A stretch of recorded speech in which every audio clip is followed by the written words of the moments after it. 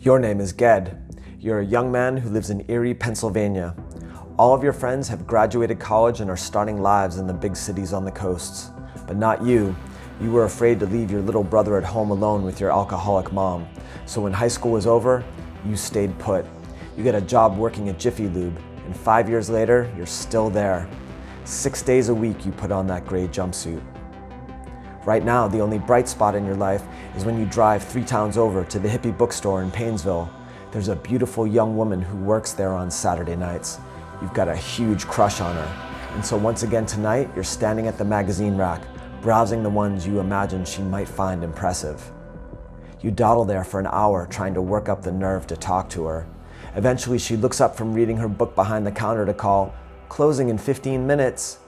You take your magazine over to the cash register. This is it. You're going to say something witty and charming while she rings you up. But when she makes the sale, you hand her the cash silently, then slink out the door, cursing yourself. In the parking lot, you climb into the Chevy Nova you inherited from your dad. It's got a Blaupunk stereo that your dad put in, and as you pull onto Route 19, you start scanning radio stations. Suddenly, you hear pealing notes from an electric guitar. You know this song. It was one of your dad's favorites. He loved it when he was a kid, and he taught you to love it too. You guys had some good times in the front seat of this old car, wailing along to the chorus.